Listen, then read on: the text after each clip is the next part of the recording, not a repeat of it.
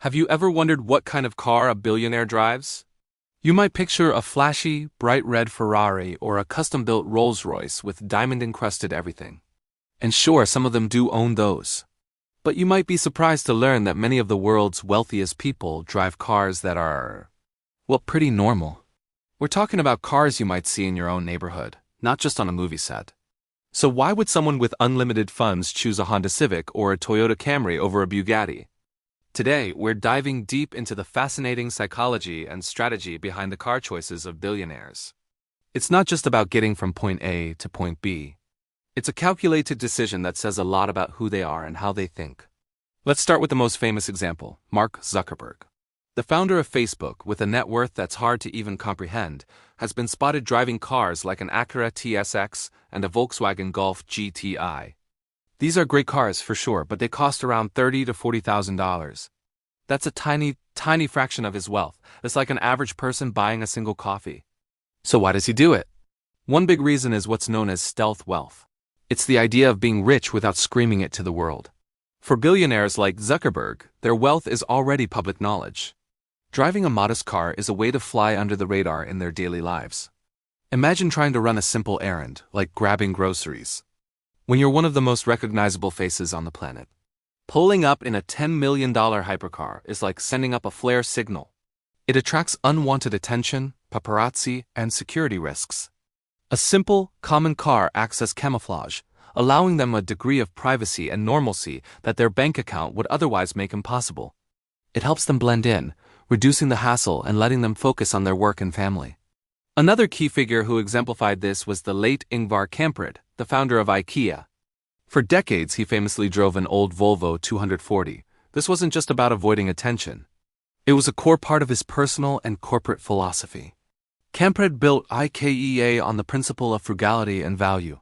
He believed in providing good design at a low price. By driving a simple, reliable, and old car, he was living the brand's values. It sent a powerful message to his employees and customers. We don't waste money on unnecessary luxuries. That same philosophy that saves you money on a bookshelf is practiced at the very top of the company. It's a masterclass in brand consistency. He wasn't just the founder. He was the ultimate embodiment of the IKEA way of life. This brings us to our next point, leadership by example. When a CEO or founder lives a modest lifestyle, it sets the tone for the entire organization. Warren Buffett, the Oracle of Omaha, is another perfect case study. For years, he drove a Cadillac that he bought at a discount after it had been slightly damaged by hail. He lives in the same house he bought in 1958 for about $31,000. When the leader of a multi-billion-dollar empire is known for his thriftiness, it discourages a culture of wasteful spending within the company. Employees are less likely to request extravagant office furniture or first-class flights when they know the big boss is clipping coupons. It's a psychological tool that promotes financial discipline and efficiency from the top down. Buffett's car choice isn't about saving a few $1,000s. It's about reinforcing a culture that has helped make Berkshire Hathaway one of the most successful companies in history. Then there's the simple matter of practicality and preference. Let's be honest, hypercars are not practical for daily driving. They have terrible fuel economy, rock-hard suspension that makes you feel every pebble on the road, and they're often a nightmare to park. They're designed for the racetrack, not for a trip to Whole Foods. Jeff Bezos, before he started spending more lavishly, was known for driving a Honda Accord for many years. Why? As he once explained, it's a perfectly good car. That's the logic. For many of these highly logical, efficiency-minded individuals, a car is a tool, and you choose the best tool for the job. A reliable, comfortable, and low-maintenance car like a Honda or Toyota simply gets the job done with zero fuss. Billionaires' schedules are packed. The last thing they need is a car that is constantly in the shop or that requires a special team of mechanics to service. They value their time more than anything, and a reliable car saves them time and mental energy. But let's not get it twisted. This doesn't mean billionaires don't own supercars. Many of them do. They have collections hidden away in climate-controlled garages that would make any car enthusiast weep. The key distinction is what they choose to drive on a regular basis.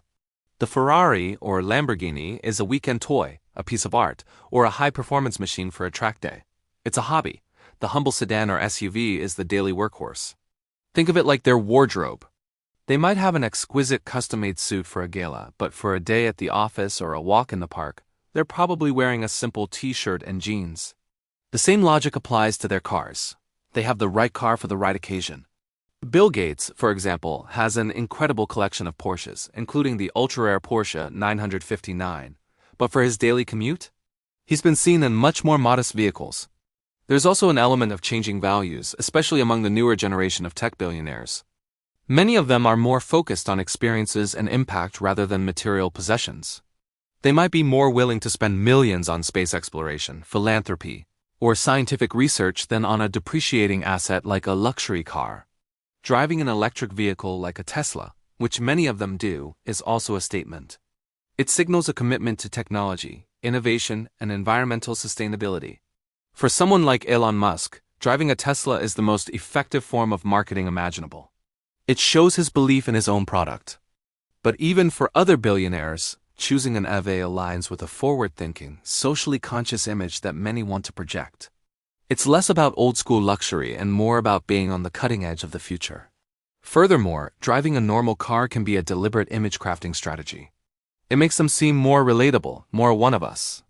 In an age of growing inequality and public scrutiny of the ultra-wealthy, appearing down-to-earth can be a very effective public relations move. When you see pictures of a billionaire driving the same car as your neighbor, it subtly humanizes them. It makes their immense wealth seem a little less intimidating. It's a way of saying, hey, despite the billions, I'm still a regular person who appreciates simple, practical things. This relatability can be incredibly valuable for their personal brand and the reputation of their companies. So let's recap the main reasons. First, stealth wealth and personal security blending in to avoid unwanted attention. Second, leading by example and fostering a culture of frugality within their companies, like Ingvar Kamprad and Warren Buffett. Third, pure practicality and efficiency, choosing the right tool for the job, valuing time over flashiness. Fourth, separating the collection from the daily driver. The supercars are for fun, the sedans are for life. And finally, image and values, projecting a relatable, forward-thinking, or environmentally conscious persona. The car a billionaire drives is rarely an accident. It's a statement. It's a reflection of their priorities, their business philosophy, and their personal brand. So next time you see a seemingly ordinary car on the road, remember you just might be driving next to a billionaire. It is a fascinating insight into the mindset of those who have reached the pinnacle of financial success. They understand that true wealth isn't always about what you show off. It's about the freedom to choose, and sometimes the smartest choice is the simplest one. Thanks for watching. What do you think about this? Would you drive a supercar every day if you could, or would you opt for something more practical? Let me know in the comments below. And if you enjoyed this deep dive, don't forget to hit that like button and subscribe PrivateTierLife just like this. See you in the next video.